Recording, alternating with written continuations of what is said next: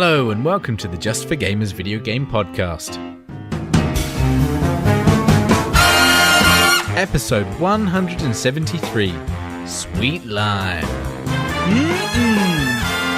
In this week's episode, we do a fucking podcast. JfG Ash is getting on with the Switch. JfG Alex does all the J's. There's talk of Norman Sky. And finally, PJ loves him some stats.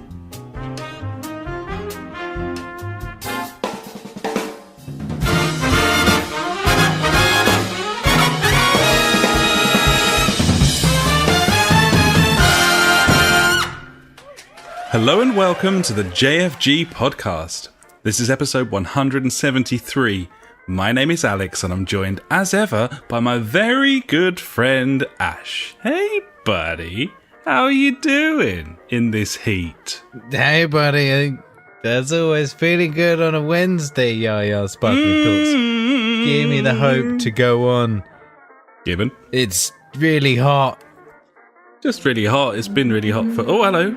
Oh, you've got... I thought I had sirens outside my house, and you've got some kind of boy racer. I've got someone with a particularly tiny cock outside. This is going to be a good episode with many sounds. I've got my clicky sounds. I've got my clicky keyboard and mouse out because old laptop was like, I don't like this charger anymore. I'm not going to charge. I'm like, cool, thanks for that. So I apologise for clicks and taps or whatever. Obviously, we've got windows and doors open because it's fucking ridiculously hot. Yeah, because we're not insane or in a studio with aircon. Yeah, I'm under the stairs in a small environment with a PC going, just heating my legs up constantly. It's really nice. And I'm on the top floor of a building, therefore sort of just grabbing together everyone's heat from below. You want to collect that heat, on my store sort it up. Of woolen sofa.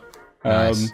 With these windows that really don't open very far. I like it. I was going to get the paddling pool out, but Electronics. you would be kind of in the way of everything a little bit. Yeah. So, yeah. Well, there's our Maybe excuses later. for this episode being shit. Yeah, suck it. Yeah.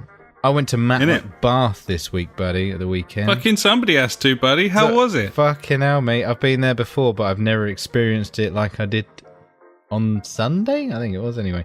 Normally, and I go tell me there, for why. Well, normally, I go there for the old Gulliver's Kingdom, the extravaganza, whatever that is. You know, if you've ever been, I have. I bet when I was very young. Yeah, you loved it. I know. We've spoken about it before.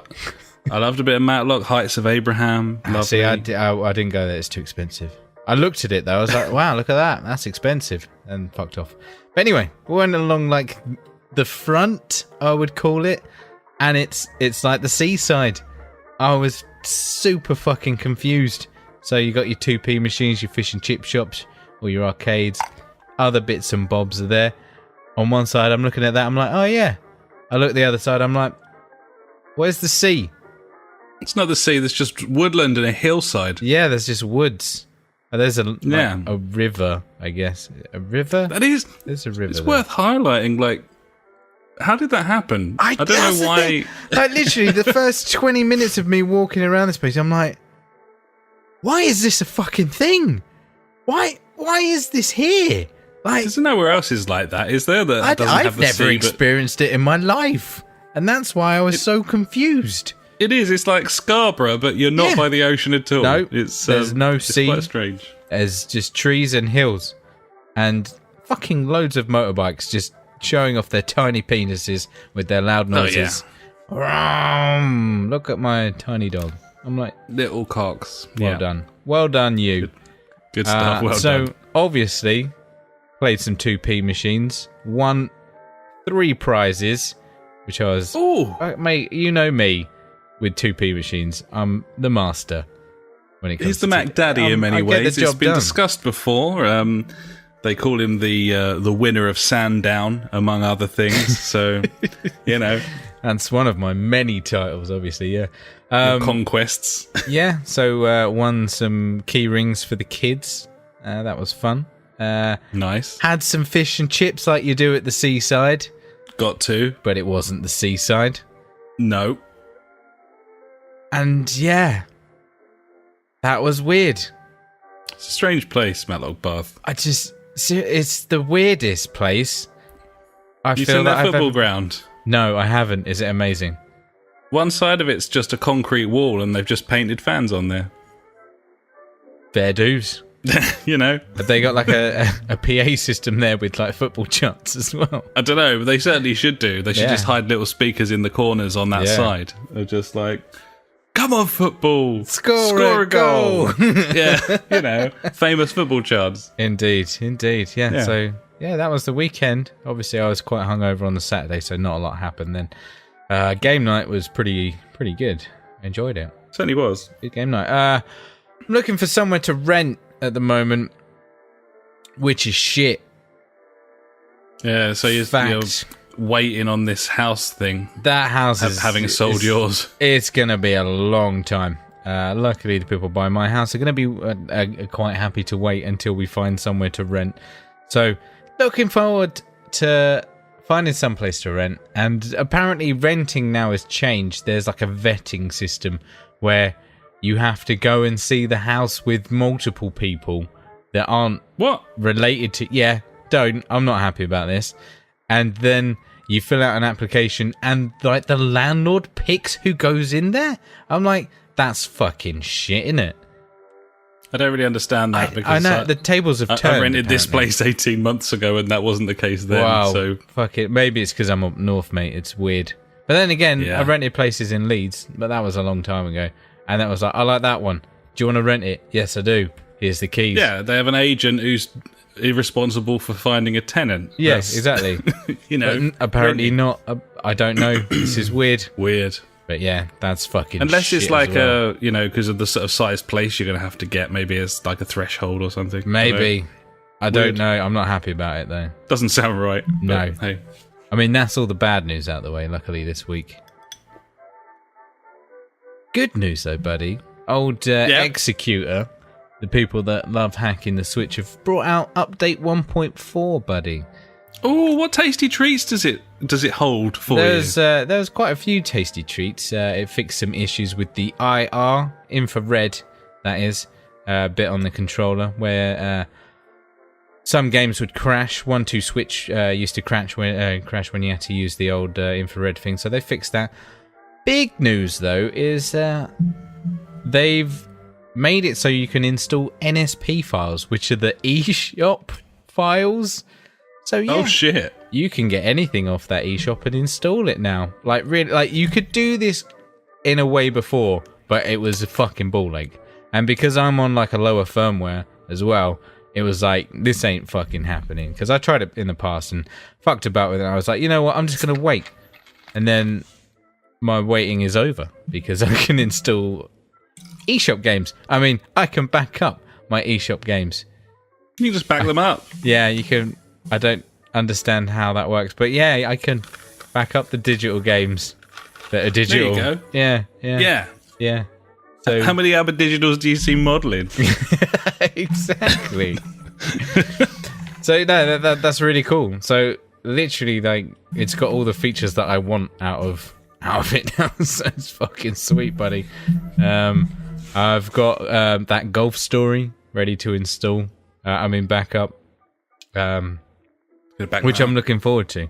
And another one called Adventure Pals that I was on about the other week. So yeah, I'm looking forward to playing some Switch this week, which is going to be funsies. It sounds jovial, buddy. Absolutely. It will be, buddy. Yeah, that's pretty much my week. Not a lot going on, obviously. Video games, work, general life, being massively depressed and drinking too much. Standard stuff. Yeah. Yeah, buddy. How's your good time week? to ask. Well, first, you brought up drink, buddy. What are you drinking? Just tell me now. It's Green King IPA, mate. Okay. Going for it. I'm full in with this now because I've got a rota of buying at least 30 of these a week now. There you go. It's a beautiful thing, you know. It's a good session beer. It is because I can just drink it all day. Yeah, because it's not like mega strong, is it, that one? So you can it's only like a 3.6, which is kind of pussy. But, you know, Friday night, I get the good stuff. and that gets me twatted. So what? No, 3.6 is a good session percentage, isn't it, really? For sort of tiding you over, keeping you warm if you needed to. I definitely need to stay warm right now.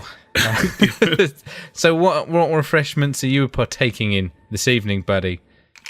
I'm on the gin and tonic, buddy, He's on the this gin evening. He's going to be shit-faced. I've got some gin. He's got some gin. I've got some tonic. He's got the tonic. I've got a straw and some limes. It's got with lime this time. You know. So there you go. That's me.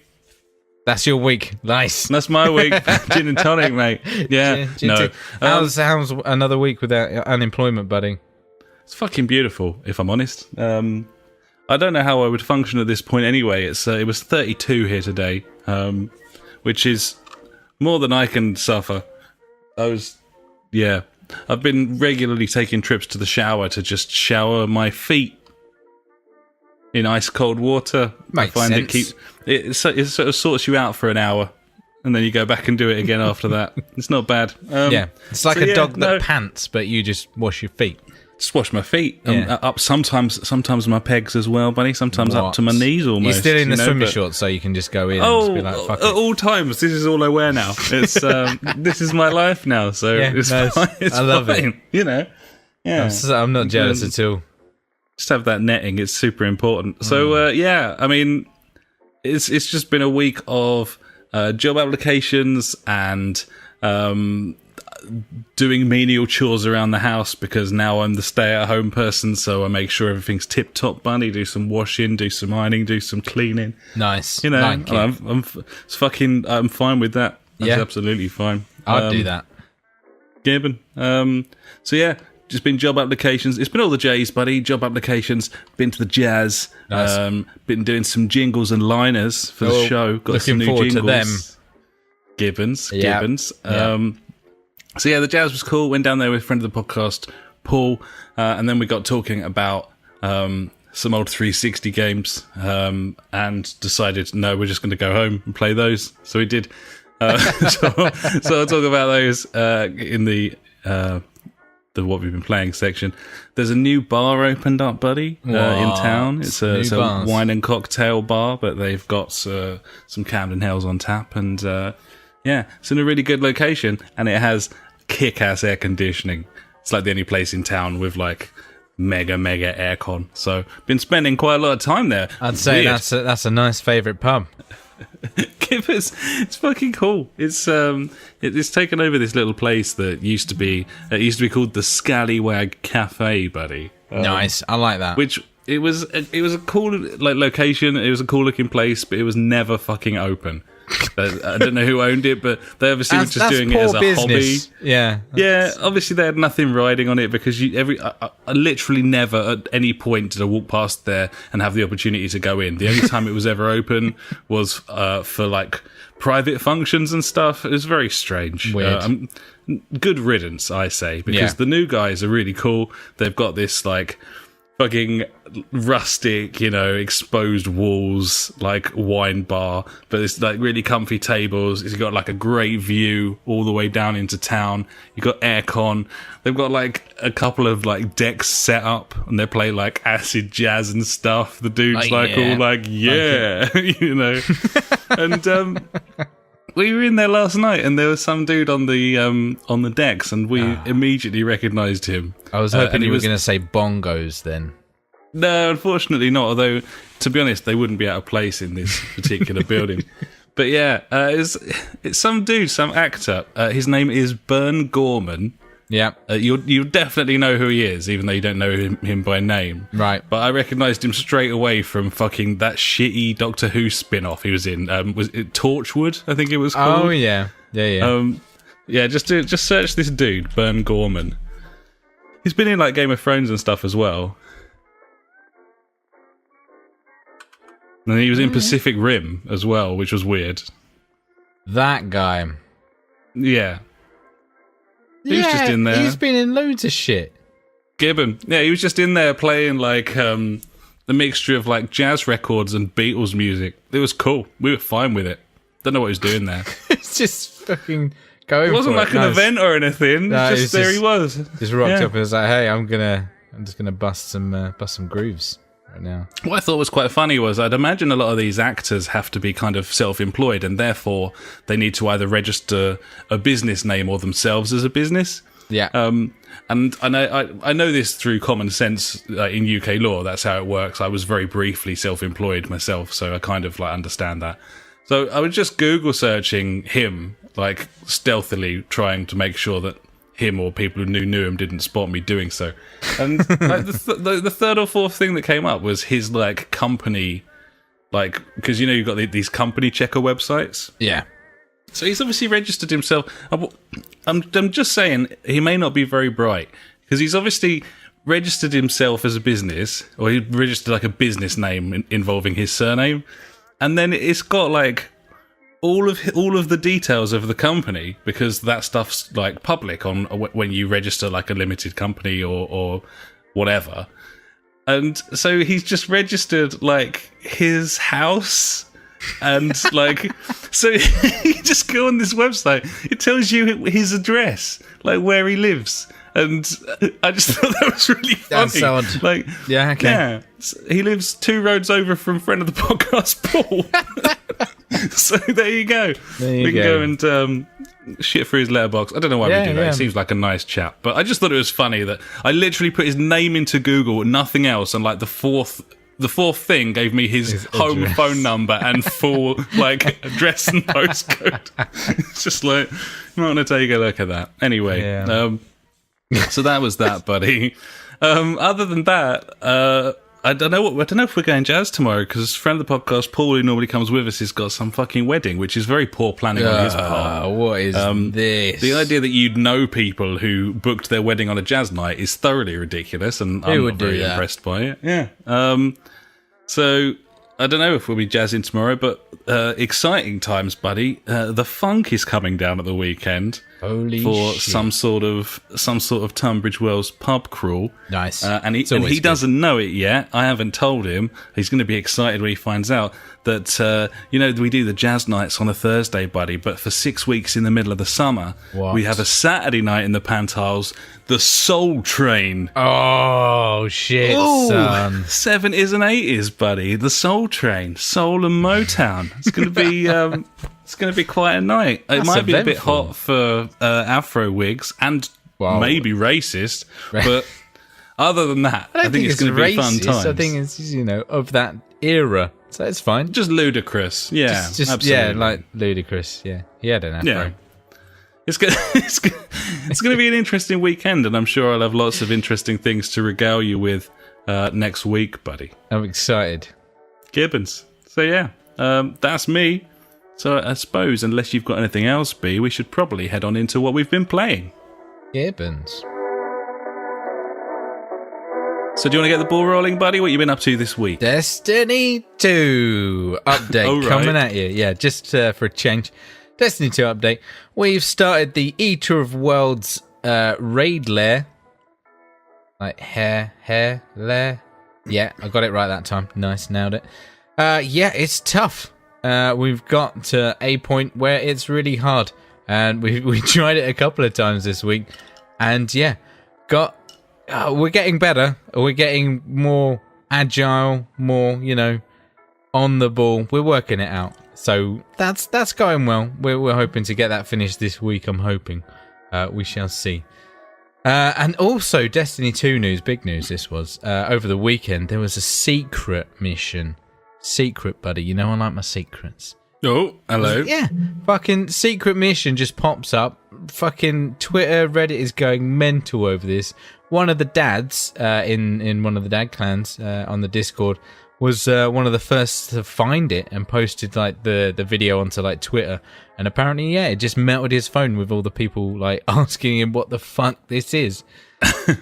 So yeah, this is like the Whisper quest, I think it's called, anyway, it's a quest for an exotic sniper rifle called Whisper of the Worm, and this sniper rifle is pretty special because if you get 3 critical shots with it, you get 3 bullets back. So technically, it could be like unlimited ammo, and it does redonk damage.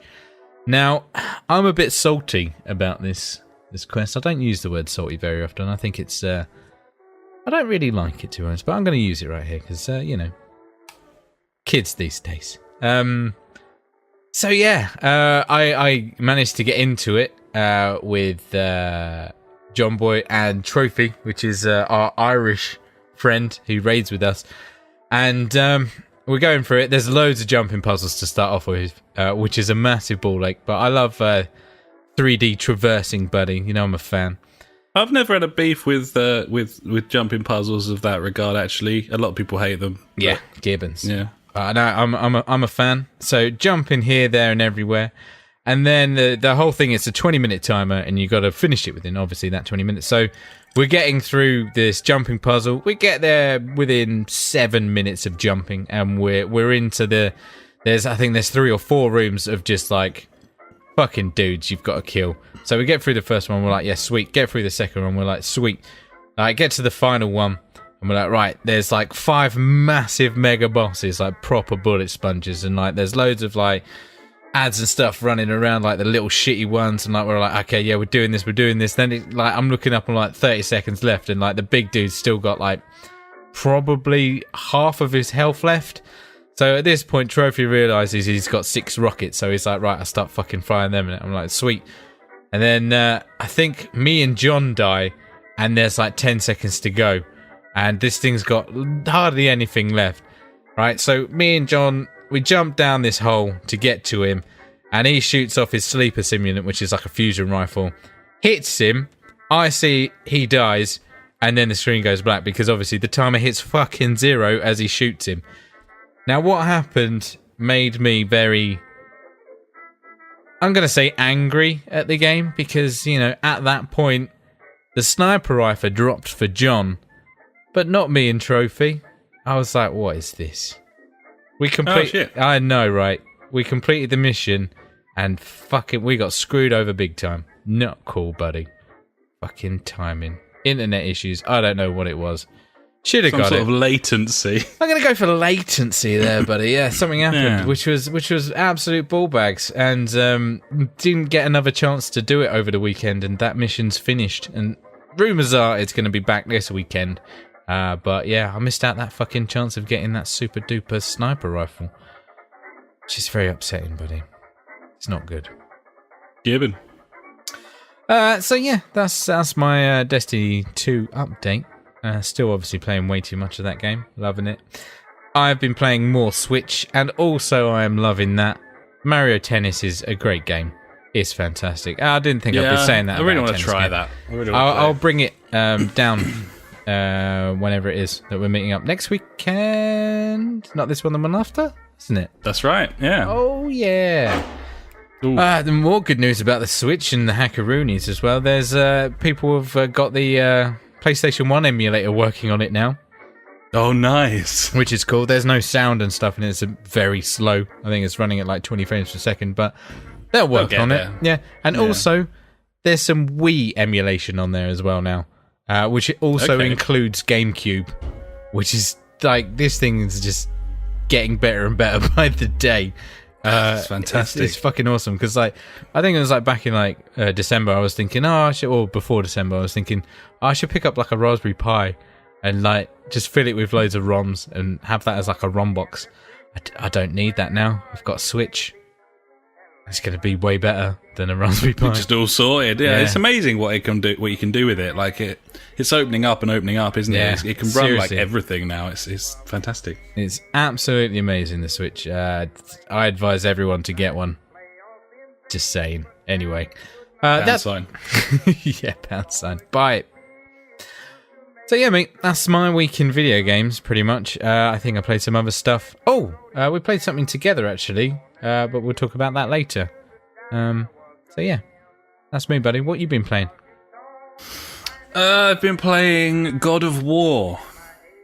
Ooh. I've been playing loads of God of War. I was going to say, because you didn't really get into that when we first got it, did you? Well, I was playing like 2 other story games at the time. Yeah, exactly. And I recognised it was excellent, but I was balls deep in LA Noire. I was playing through several other things as well. So it was a little bit sort of fall by the wayside. I'll pick this up when I can devote like all my time to it. Like when you're unemployed.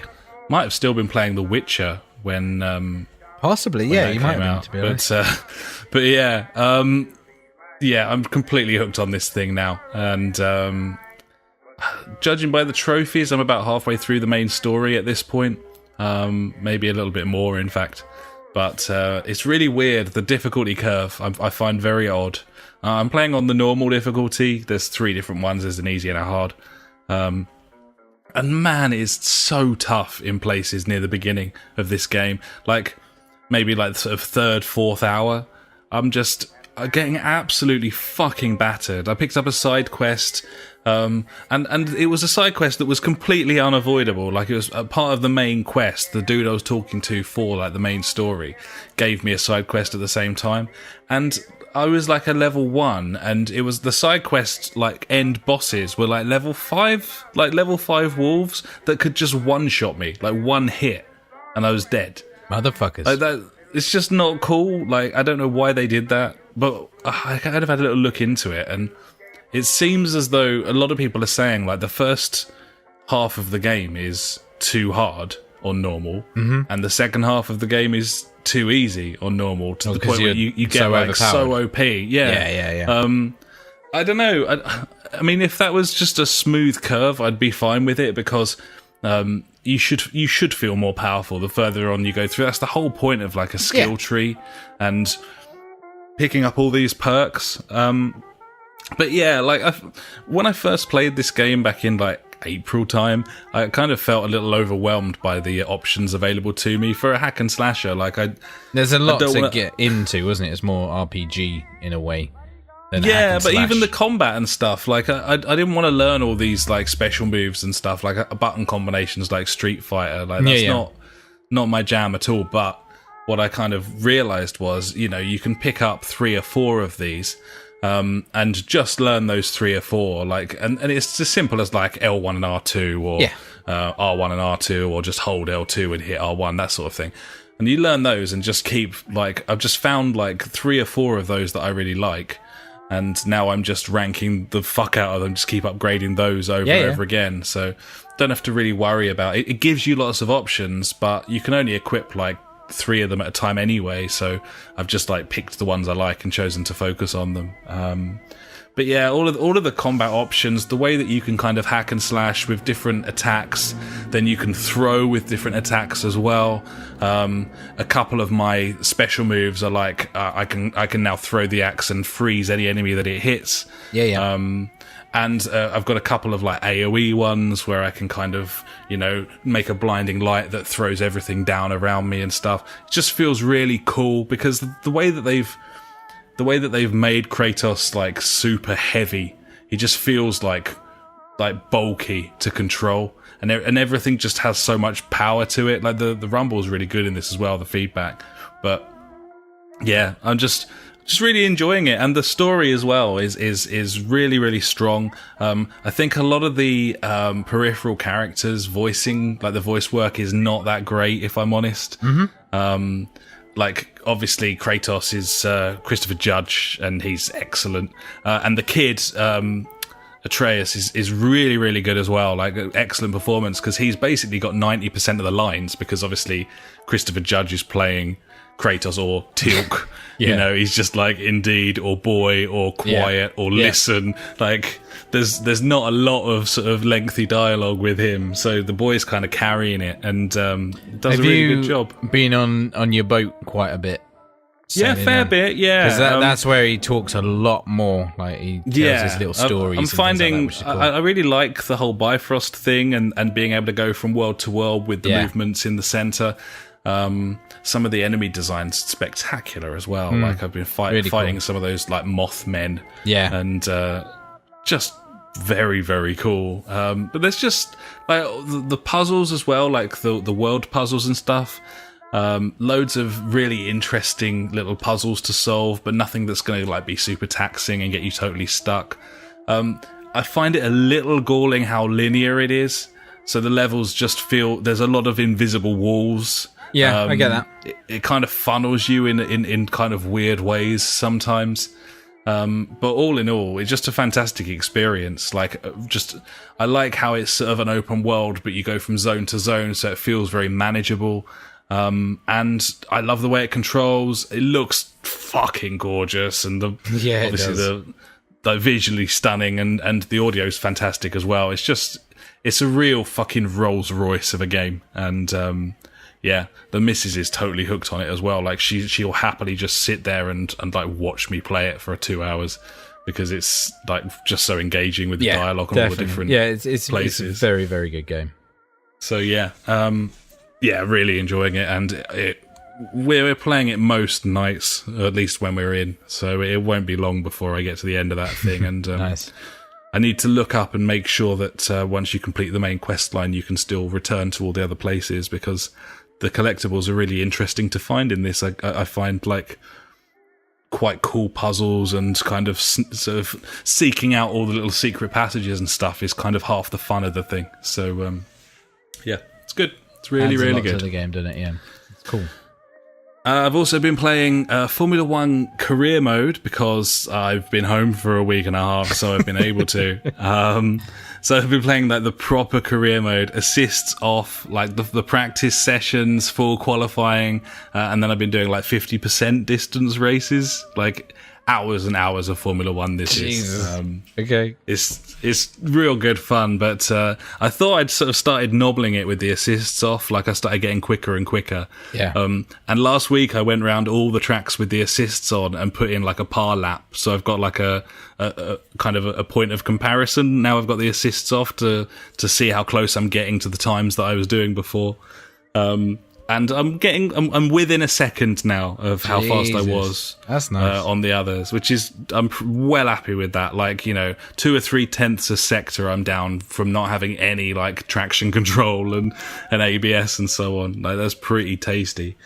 But I finally raced with the assists off in the rain and couldn't keep it on. I was 25 seconds a lap slower than the computer for the first few laps that I did that. So I've been practicing that, and I've got better and better at that now, to the point where I can kind of sort of just about match the computer. So if it chucks it down, then I might lose a position or two, but kind of vaguely competitive. Nice. It's just really fun. Like it comes from this whole, like we were talking about with what I think Funk was saying last week or the week before, where like the difficulty factor, it's like a sort of makes the rewards feel so much greater. It just feels like you've done it, kind of thing. I get to the end of the race and I'm like, fucking, I can't believe I managed to just like get that round. So and in the McLaren as well, which is a piece of shit. So going pretty well. Nice. So that's that. A couple of 360 games, as I mentioned before. I picked up Virtua Tennis 3 last week. We had a bit of a tournament, me and friend of the podcast, Paul, and the missus. That game is fucking awesome. Like, it's still awesome. We were playing, 2v1 on the computer in different combinations. And, like, she picked it up. She's never played any tennis game on any platform. And she just picked it up, like, straight away. We were getting back into the groove of things. It still looks decent. It plays really nice. It runs at like 60. It's a fucking cool arcade game. It's like really stupid because mechanically, there's no realism there whatsoever. Lots of like diving and nonsense. But it's such a simple game, but it's pure arcade, man. And it just really flourishes because of it. It's definitely something I need to like.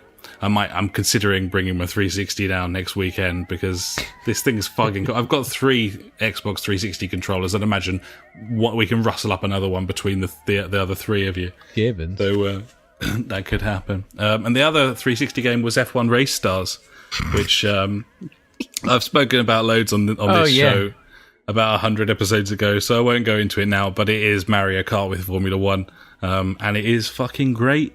Despite the fact it rubber bands to fuck, and all of the power-ups are a complete rip-off of Mario Kart. Nice. But it's a karting game, buddy, so... Is what it is. Yeah. To be expected. So other than that, lots of Ark, nothing more to say about that. We've created this ridiculous base now. We've created like a giant pen, and we're currently farming the resources required to make us all fur clothing so that we can go into the snow and up the mountain and find out what's out there.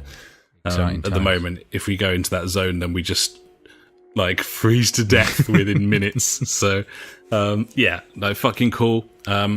And speaking of co-op survival noodle about games, buddy, today No Man's Sky multiplayer patch dropped finally. And this afternoon, myself and the Funk had a little go at that, buddy. We played a couple of hours of it this afternoon. Nice. Yeah. And it's No Man's Sky. It's been probably like 2 years since I played that. And I loaded in and I was in some ridiculous fucking system. I was being attacked by like 50 ships. And I made the decision because I was like, this is bullshit. Yeah. I closed the game down. I went into my application save data and I deleted my save. And started from absolute scratch. I think that had to be done because it's just too annoying, like trying to relearn everything. Exactly. Like you're so far into it, you're like, what the fuck is going on here?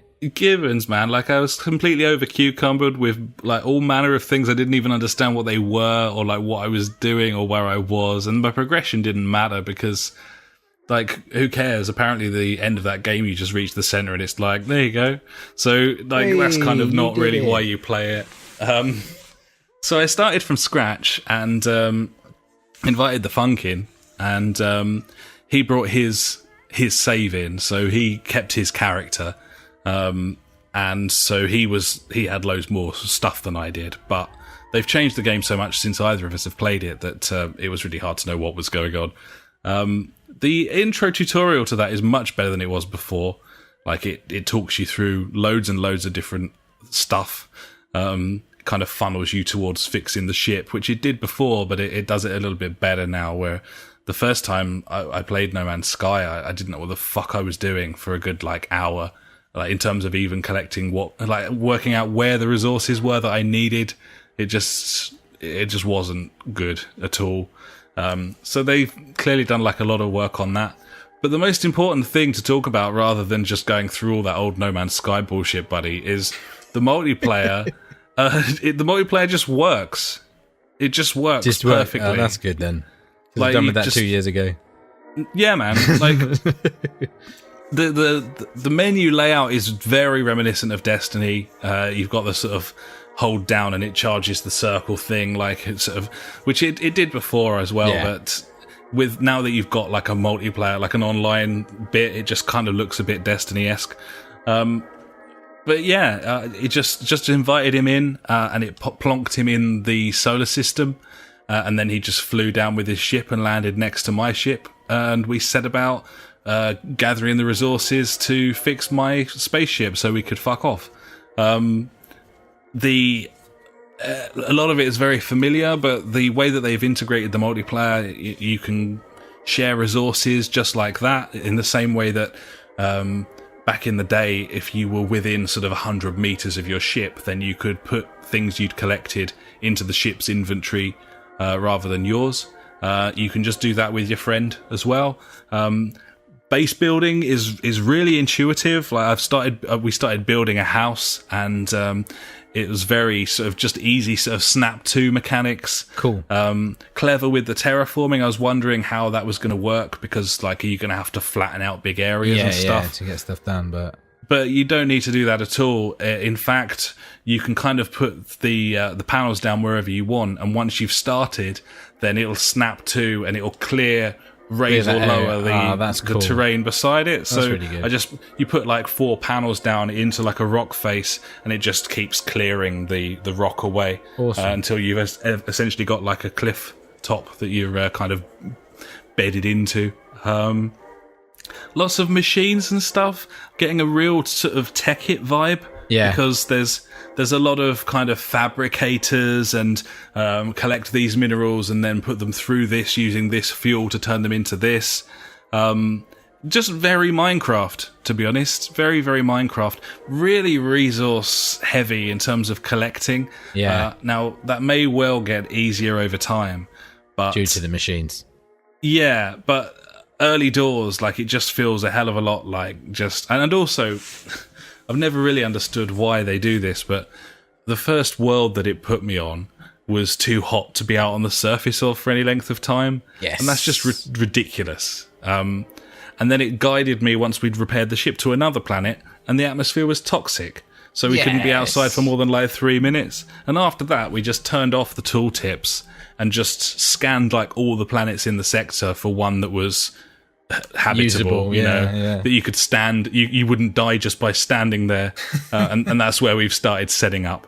So, early doors, it is still No Man's Sky. You either liked that or you didn't, but the idea of playing with friends is fucking very cool as far as I'm concerned. I enjoyed that game for God knows how many hours I played it for.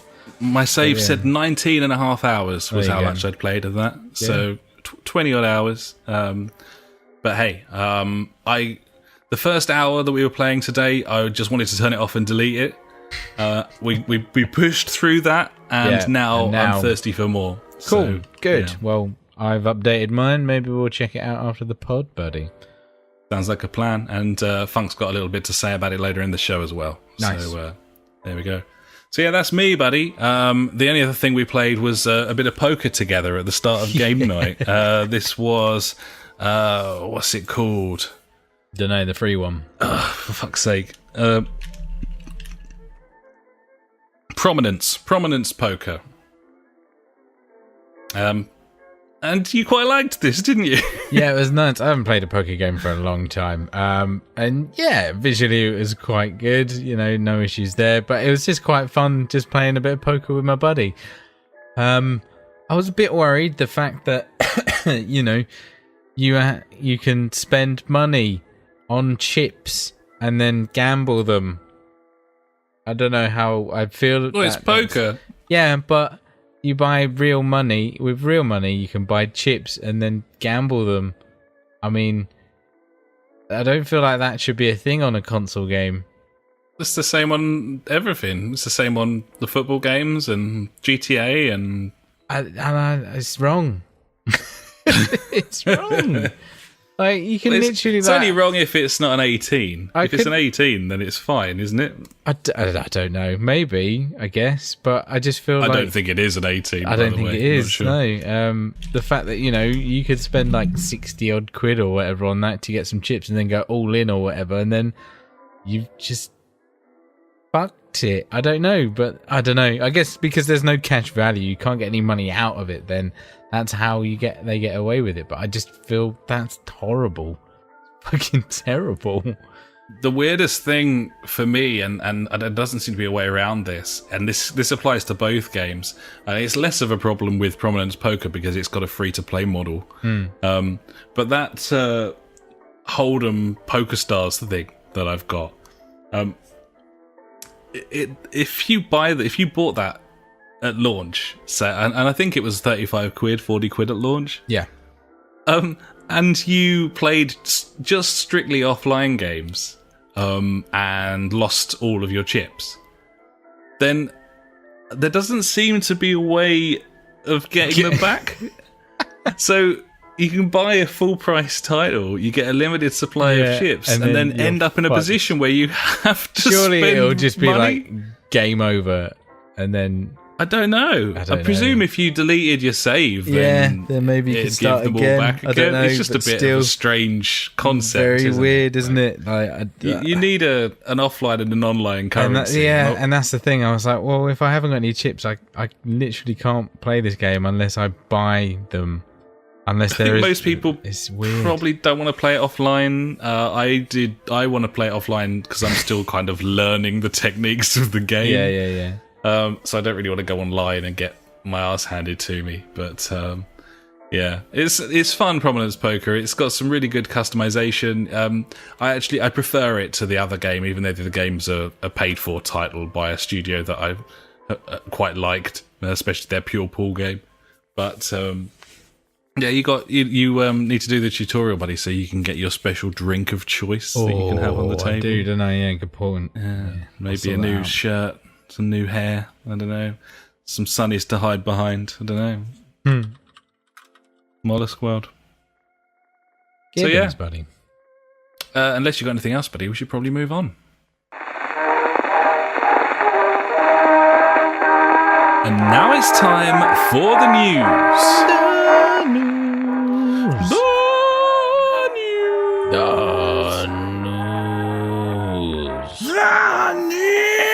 Fucking news. Number one. Number Wang.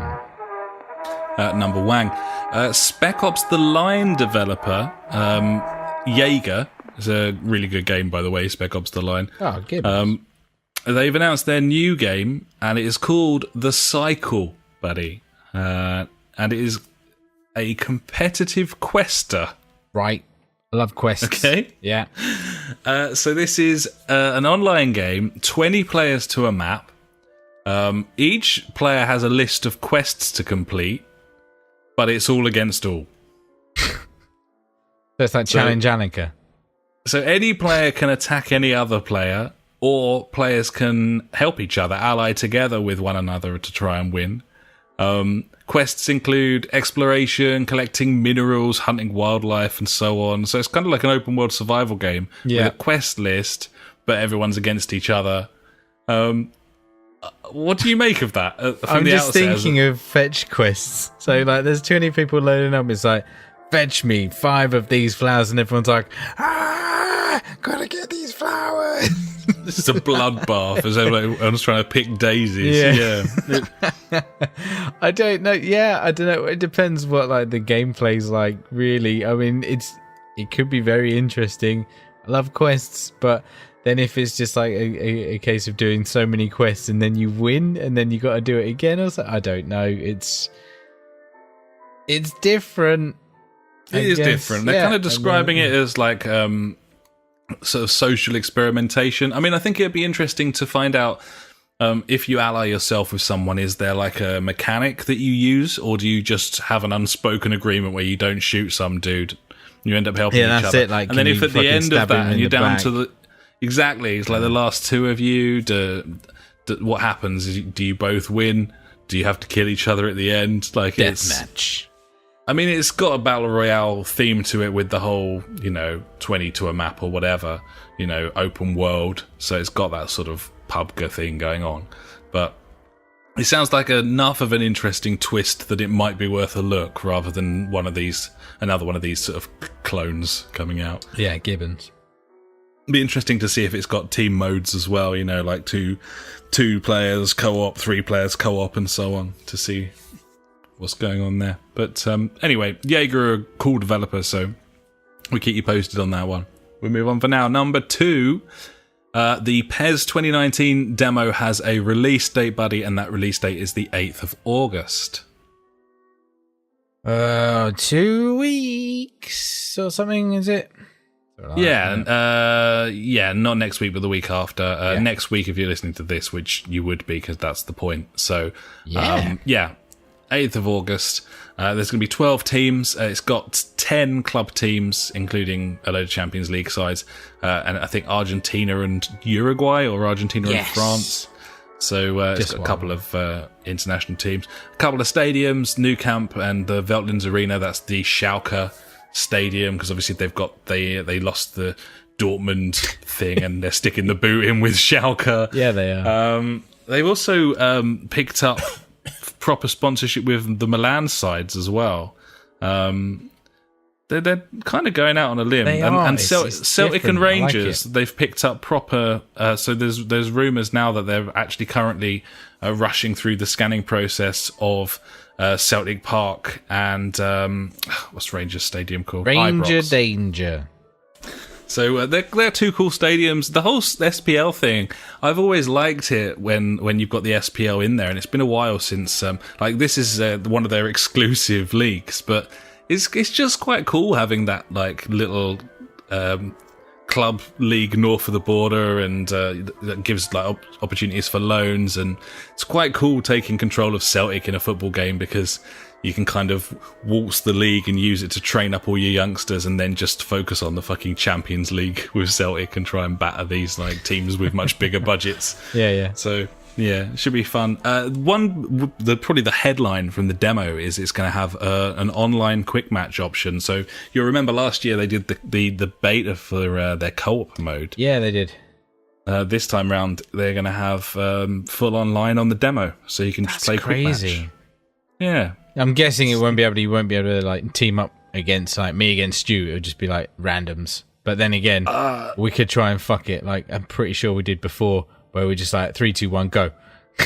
Yeah, in co-op mode before we managed to get into the same one, just by hitting the button at the same time. Yeah, I don't know if it's just going to be 1v1s or if there'll be co-op elements there as well. But certainly in terms of demos, it's pretty feature rich. So that's quite cool. No, that's definitely good. Like good news. I'm looking forward to seeing like what they've done. To be honest.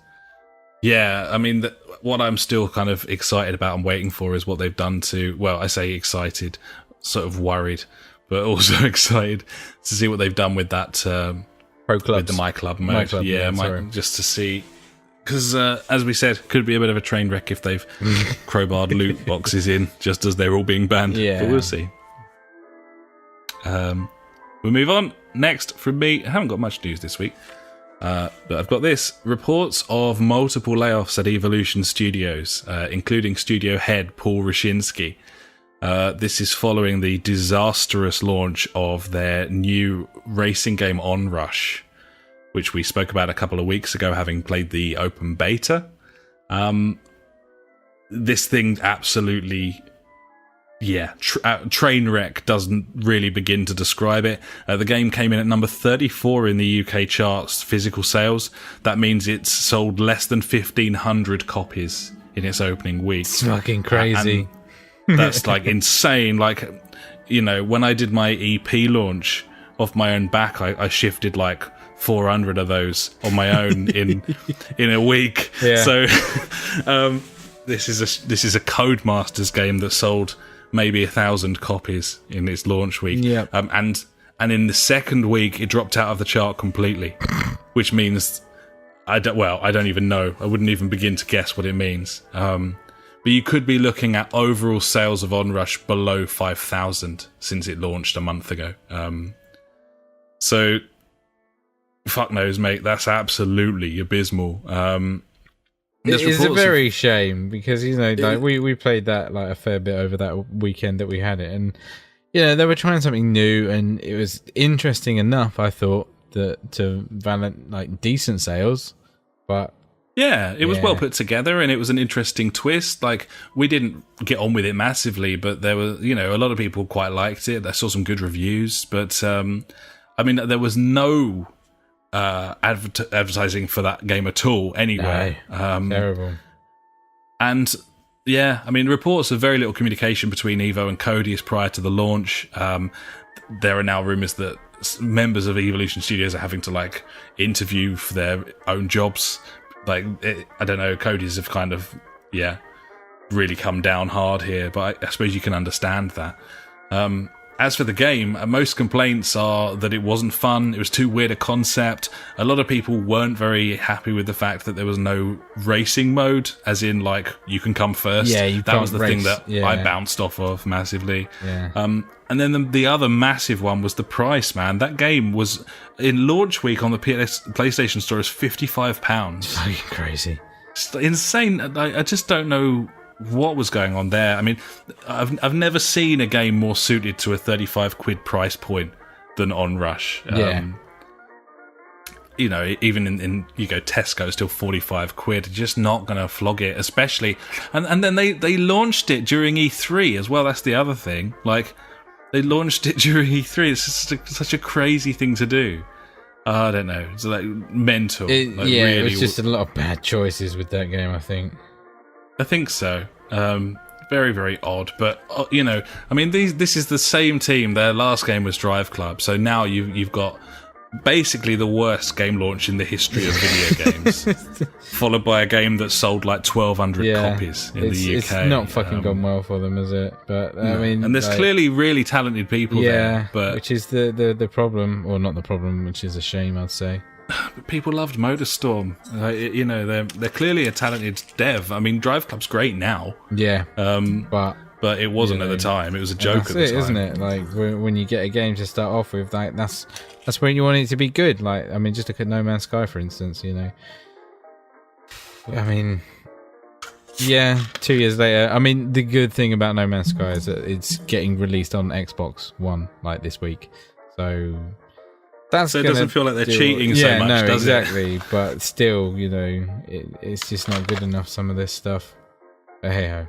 Is what it is, isn't it? Gibbon. Absolutely right.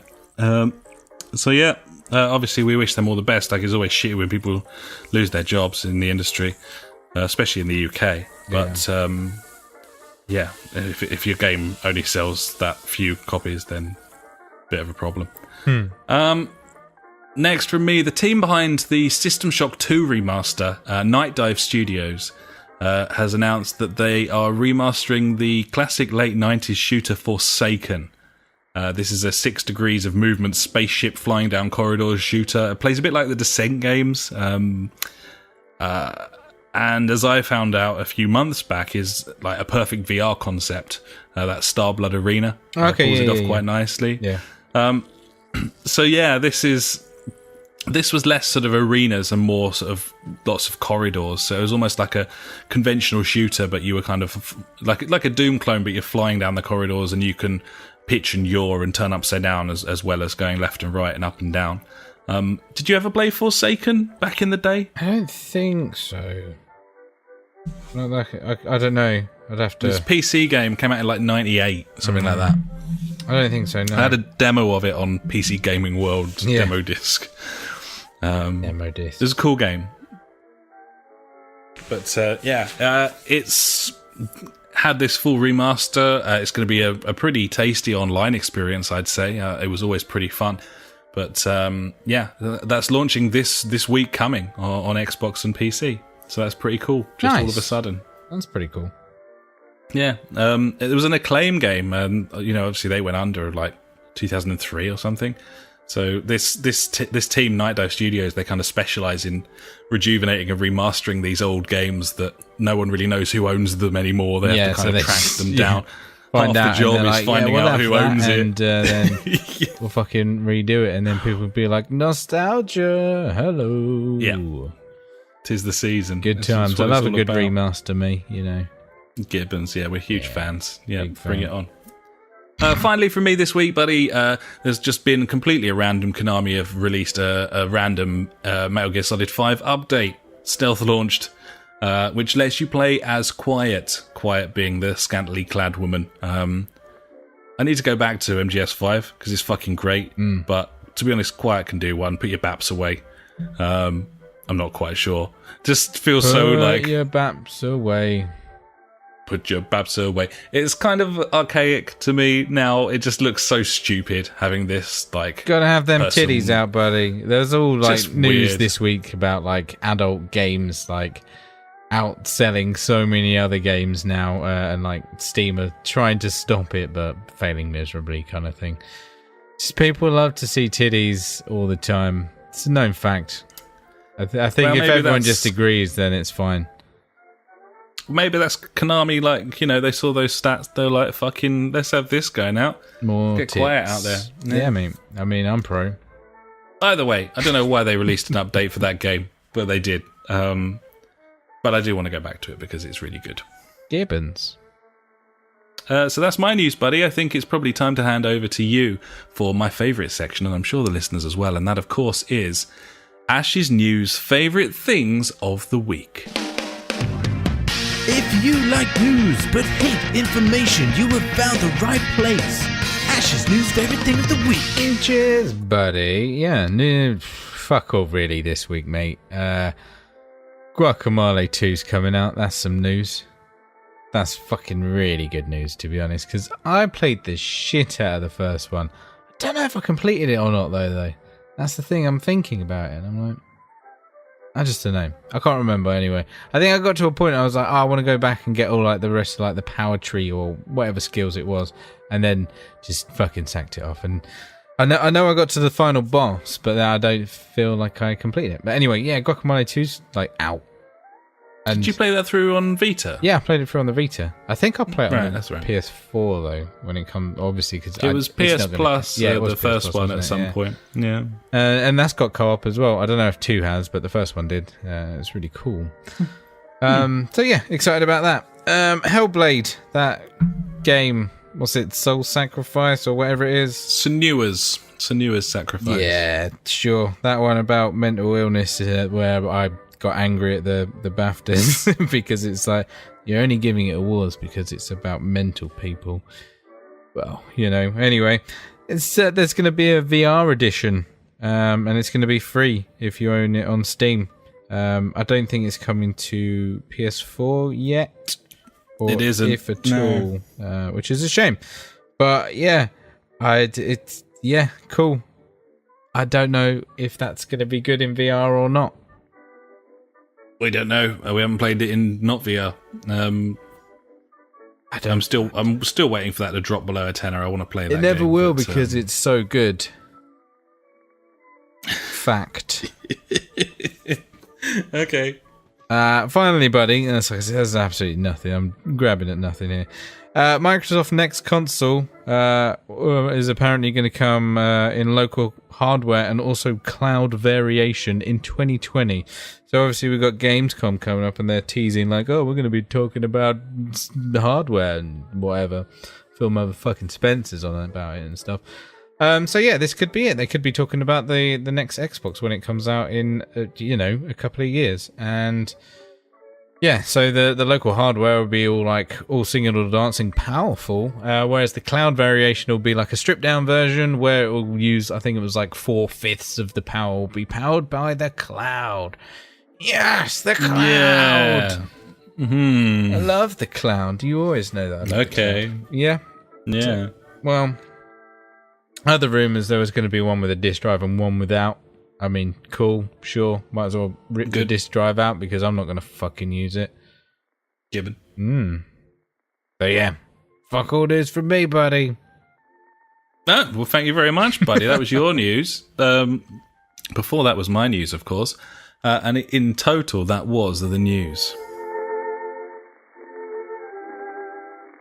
So exciting times here, buddy. We've got a jingle for this next section. Damn you.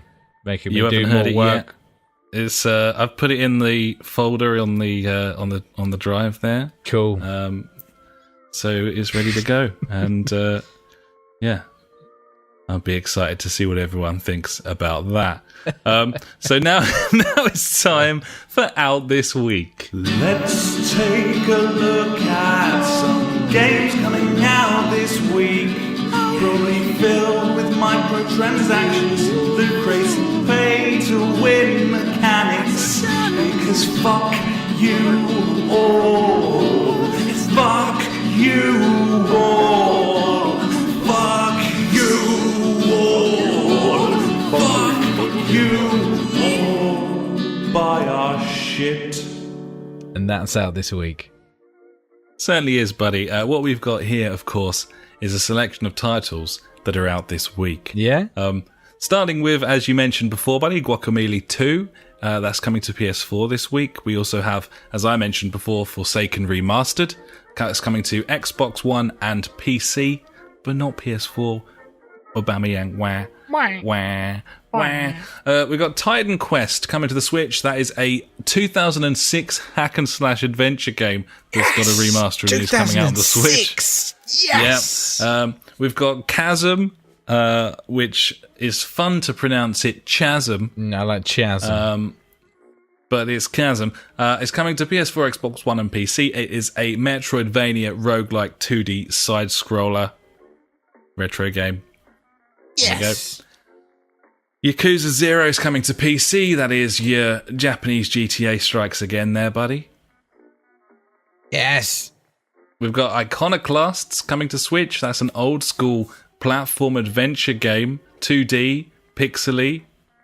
Yes. And Sultan Sanctuary arrives on Switch. That's that 2D side-scrolling retro Metroidvania-style Dark Souls adventure game, buddy. 2D pixely. Okay, this is the future right here, right now. Have you seen all these glorious graphics that are coming out this week? Gibbons, it's really pushing the power of the Xbox One X, having all of these games coming out. It's definitely worth having 6-point blah-de-blah teraflops. Gotta get them teraflops in to get them 2D side-scrolly pixels rendered. Gibbons, buddy, it's maybe important that those games run at 200 frames a second. Yeah, Gibbons. You know, you can either play those on there or the non-existent library of first-party Microsoft titles. Oh, stinger. Yeah. Nice. Fucking Xbox. Got all the power and fuck all to do with it. Yeah. Honestly. Come on. Do it. There's plenty of good stuff on there. Sure. The backwards compatible stuff. They've got lots of good services Sea of Thieves. there. But present me with any game that actually uses the Xbox One X's power. Skate 3. Hashtag Pound sign. It just doesn't exist. Not yet, I feel buddy. like it should by now. That console's been out for like 9 months. Yeah. But hey, Near a year. what can you do? Anyway, that is out this week, buddy. Not a lot. The arid, desert-like summer drought continues unabated. Yes. And now it's time for Fuckwit Corner. Fuckwit Corner with Funk. Fuckwit Corner with Funk. He's got some questions. Funk.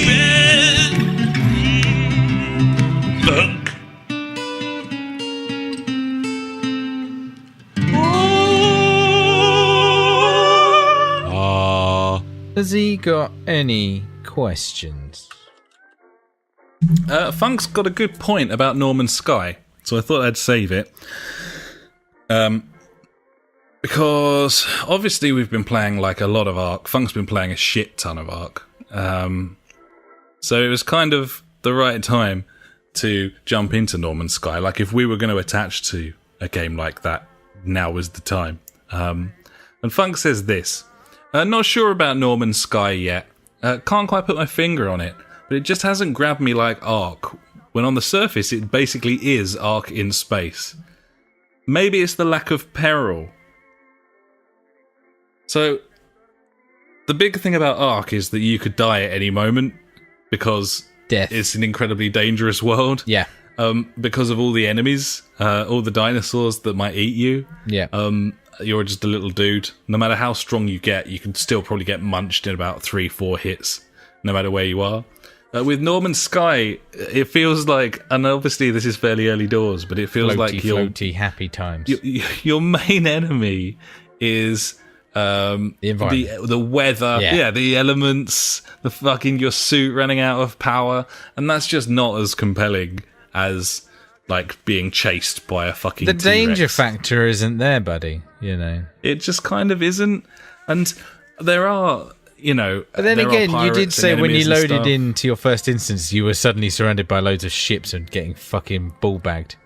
I was getting absolutely mullered, and I was in space at the time.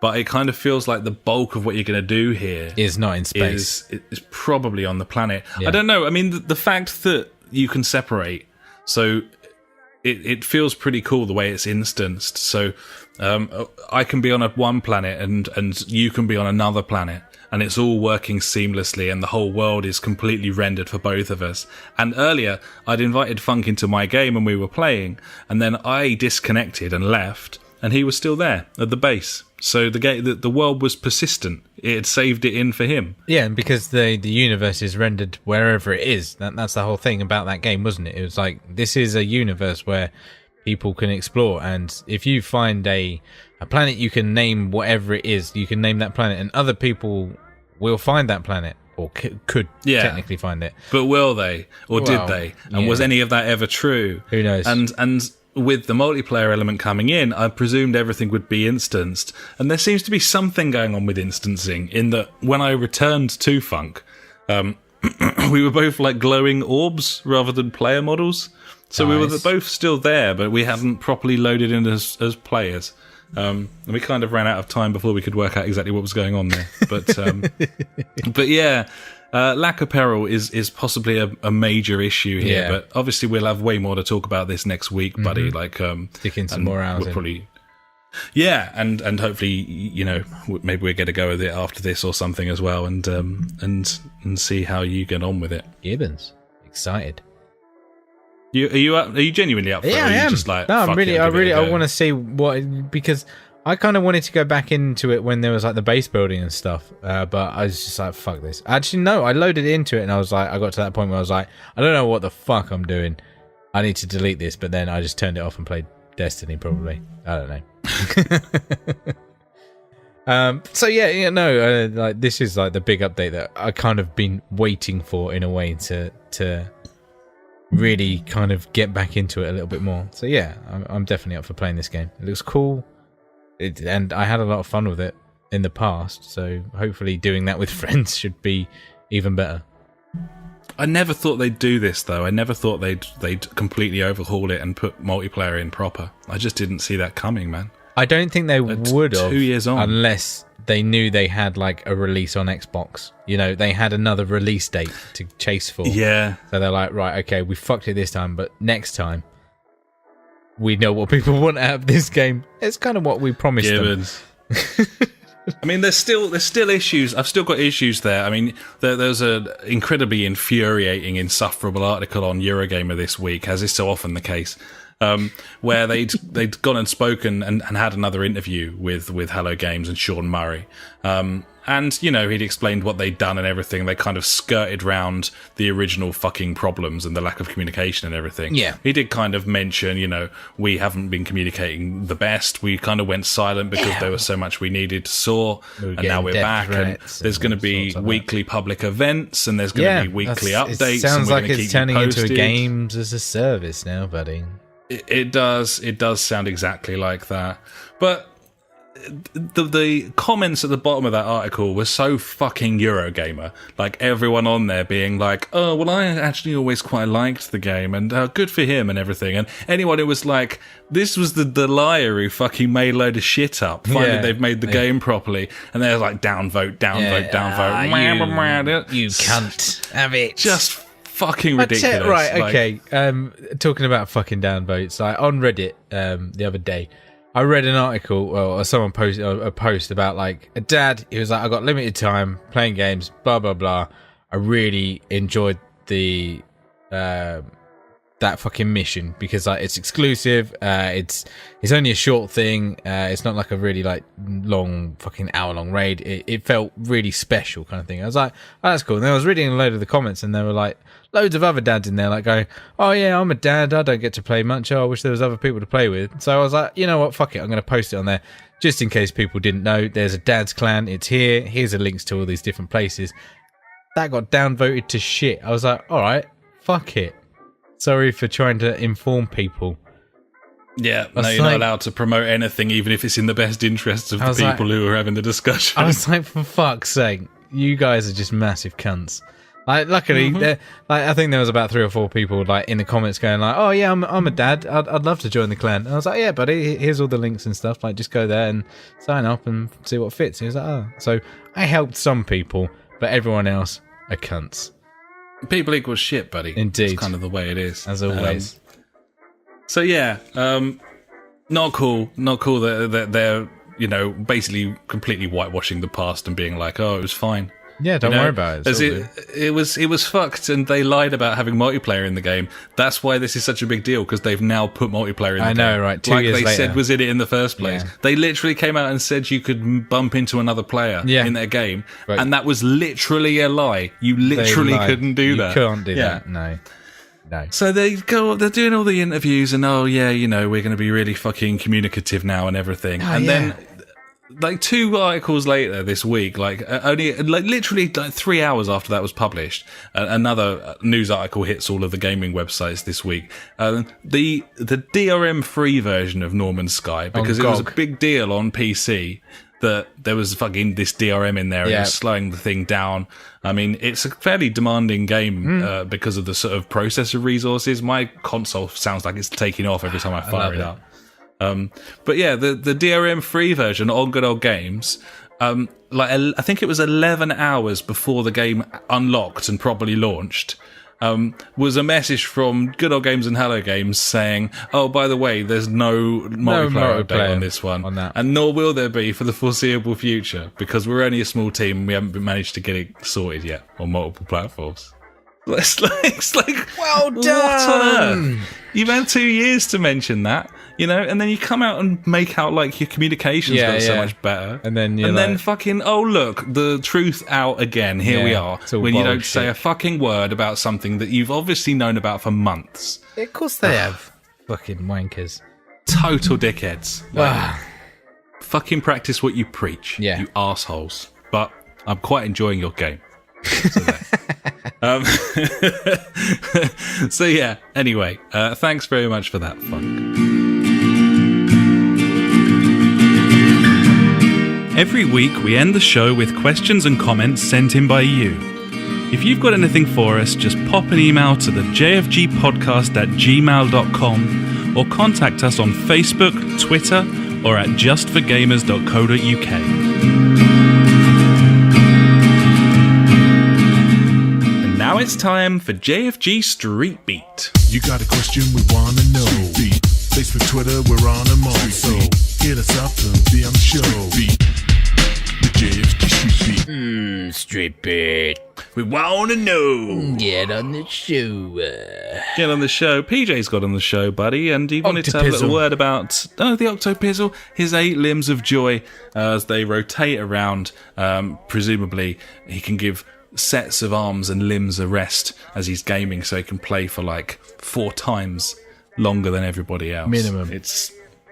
We could all do with that, if I'm honest. In fact. But I mean, he could probably keep going forever, because by the time he's used the 4th set, the first set are probably relaxed and back around. Nimble fingers. Shit the bed. You know what they say about idle hands, buddy? Indeed. Wanking and video games. Yeah. PJ says this. Thought the stats on games versus DLC revenues were very interesting. Total revenue staying fairly flat, but DLC massively cannibalizing game sales. I'd be interested to know the usual margins associated with each, as I'd imagine it's a lot higher for DLC, meaning that the developers are making far more profit overall, arguably at the expense of the games. But fuck those guys. Wouldn't be a problem if gamers could be trusted to vote with their feet, but they can't, because people equals shit. People equal shit, buddy. I was reading an article earlier today about this guy, I think it was on Eurogamer again, who requested all of his data from EA because of old GDPR or whatever it is. And, he went through the process, and 30 days later he got like 2 spreadsheets of 100 pages long or something, showing all of his data. And, that guy had spent between $16,000 and $10,000 on FIFA Ultimate Teams. I mean, there's the issue right there. That guy. Yeah, that guy is the reason that is the less issue. games are coming out and loot crates are rife in everything. He's the problem. He's literally the problem. Like, I couldn't imagine spending that kind of money on anything apart from... But even if you had disposable income, would you not... Well, that's the you'd thing. Still He was like, notice. it You'd was know my that you'd hobby, spend it. and I had a disposable income, so I can do what I want. I'm like, yeah, you can. But you haven't got to be a cunt about it. But imagine spending $5,000 in a year on DLC and on microtransactions and not realising that you'd spend that sort of money. I know, right? Like, it's like $100 a week. Easy. Like, what on earth? I don't know. I mean, what a cunt. Exactly. That's an absolute cunt. And this isn't the first one of these things that I've read, and it's just so fucking infuriating. I'm like, oh, you're I would go as far to say fucking retarded. I reckon I don't know if this is controversial or not. They're called whales, aren't they? These people who pump in like a shit ton of money into video games, like points and stuff. They're called whales. And they allegedly they make up like 80% of all DLC and microtransaction revenue. Yeah, I bet. But not DLC, microtransactions, loot crates, and so on. I would go so far to say all of them are fucking cunts. Yes, every single one of them. Yep. Anyone who's forking out 100 times the value of the game in a year, you are a fucking dickhead. Yeah. Like, you are a dickhead. And now you can accept that you're a dickhead, and if you admit it, then that's fine as well. But you're the reason that games are fucking taking a dive, that not as many games are coming out. Yep. Because these live games are now coming out, they realise they can keep peddling you this keep DLC. Putting like little skins in there. Oh, updated players or whatever. I don't know. They haven't got to make a new engine. They haven't got to get a story team in an art department. Fuck it. Just keep chucking out assets. Just keep flipping your own game, you know? And, fucking... But I hadn't really thought of that, and PJ's absolutely right. Like, it's so much cheaper to develop DLC for an existing title than it is to create a new game. And therefore, like, the sort of money that can be made, it's incredible. What it means is less is being spent on video games by the publishers and the developers. More of these type of games are being made. Like, more of these games that are going to be cash cows are getting made, and therefore, like, your big old RPGs and stuff like that, like, they're just not getting made as much anymore. Luckily, there are still, you know, the crucial few that do make these games, and the reason they're still making them is because they make them fucking well, you know, like, and they've got that caliber behind them to say, like, yeah, we're fine, we'll make another one of these and we'll make a fucking mint on it, kind of thing, like your GTAs, your Witches or whatever. But it's, I just, no, I can't get behind any kind of wank like this. Like, I don't know, like, I've come to terms with, like, the fact that season passes and map packs are there. I'm like, okay, yeah, I understand that. They're not, it's a one set fee, you pay it, you get your maps, you get your whatever, you get your content over that year. If you play that game for a whole year, then that's cool, you get your little extra thing every so many months. But it's all these little fucking wank things that you can buy for, like, you know, a couple of quid here and stuff like that. And they're the things that really fucking annoy me. Yeah, and anything that's got a, you know, the old line was always told that, like Forza kind of did it for a while. Turn 10 were like, oh, these microtransactions are just here so that people who haven't got time to grind the game. What was it, Tiger Woods, wasn't it? One of the big ones back in the day. It's like, if you don't want to play, if you don't want to stat up your dude, you can just buy your stats. There you go. Yeah. Like, Destiny did that. Destiny 1 did that. Like, I mean, that was when the expansions came out. I guess that's how they justified it, because you had to be a certain level to do those expansions. But still, fuck off. It's all bullshit. I hate it all. I hate bullshit. I hate all of the loot boxes, all the microtransactions. I hate the fact that now all games have to have some sort of skills, XP, character level up thing to facilitate the potential to sell points and microtransactions. That fucks me off. I love want that all the time. Multiple currencies, buddy. Multiple currencies. I don't like season passes either, but we've spoken about that before. Yeah. Like, I just don't want more game. I don't want more. I want a new one. I want a different game. It was a new game. So, oh, hello. Tiny cock. Tiny cock. So, yeah, people do equal shit, especially that guy that you were talking about there. Fucking Michael's such a cunt. Michael, absolute douchebag.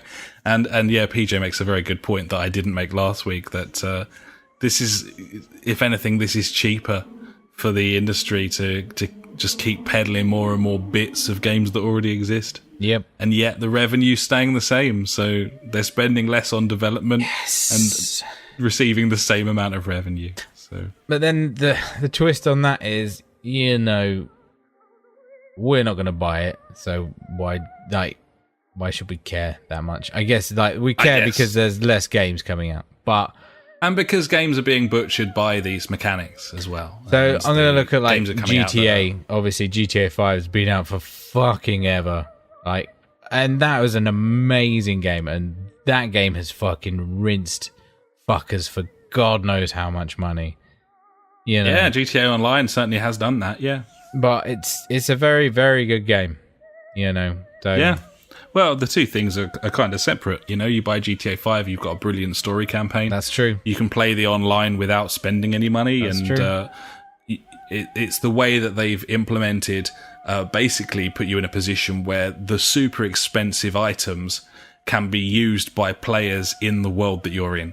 Yeah. And that's the way that they've snuck it. Is they've not only put these incredible expensive things that you need to basically spend money to get, but they've made it so that you can get fucking killed with them by people who were stupid enough to spend the money. So it's like... Yeah, there's a classic meme of, or whatever it is, of like the GTA 4 DLC costing this much, and for the same amount of money in GTA 5 you can get like a gold jet. Yeah, exactly. Damn right. Well, you get like they found it. Gay Tony, and also like the Lost and Damned or whatever it was. Yeah, but hey, that's the times we live in. They don't get any shit for that. I know. Rockstar. No, because no one has a go at GTA Online. Hey, you know what? You can bet with real money in that game. I'm not happy about it. You can. Crazy. Like insane. It is mental. The world we live in is a crazy, crazy place. Well, thanks very much, PJ, and thanks very much, Funk.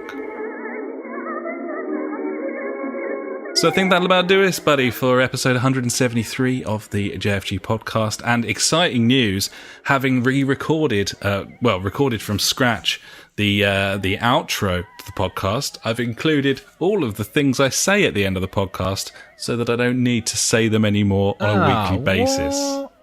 Yeah. So I'm not going to do that. I'm not going to run through all that shit. It was already dumb because I was already doing it every week, and then we were cutting to an outro where half of what I said was there again. Yeah, that makes sense. Now I don't need to because I've added that all in. Well, so what's left to say then? At this point, I suppose normally we would just say what we're going to play now. Norman Sky or Ark. Prominence Poker or Ark. Or other games. One of those. Yeah. And we're still waiting for video games to come out. You see Burnout Remastered's like 12 quid on the store. Just saying, £. There's some good bargains on there at the moment. I know. Maybe we'll have to hit up the store first. It's been a while. We'll have a look. It has been a while. Yeah. I only bought a new mouse today, but I need to spend more money, obviously. Yep, it's time. It's probably time. Okay. I got it on fucking same day delivery though. That's fucking amazing. That shit. Was that Amazon? Yeah, same day delivery. I was like, what is this? Same day. I was like, I don't think they do that here. I got it on. I think I bought it at like lunchtime, and it was here by like 7. I was like, that's pretty cool, isn't it? Crazy. I like that. I do like that. Yeah. Very cool. Well, I haven't got to do anything else, so nice. Cheers then. Thanks very much for listening, everyone. We will catch you next time. Yeah. There's nothing else, is there? It feels weird, but no, we are done. I've been Alex. That's what you say. I've been Ash. Oh, okay, You're doing me. Okay. Thanks very much for listening, everybody. We will be back next time. Until then, I've been Alex. He has been Ash. Goodbye. Goodbye.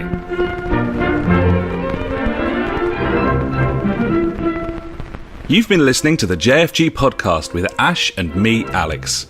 You can find us at www.thejfgpodcast.co.uk, where you'll also find our Discord and Street Beat if you want to get involved with the show. Our Facebook is /the JfG podcast, and our Twitter handle is @the JfG podcast. We're on all those video streaming sites too, buddies, from TubeTube to twitch.tv /the JfG podcast to mixer.com, aka beam.fucking pro. We've got a PS4 community you can join. Just search the JfG podcast on there. And we're also on Google Plus if that is how you choose to live your life. Thanks so much for listening, buddies. We'll catch you next time.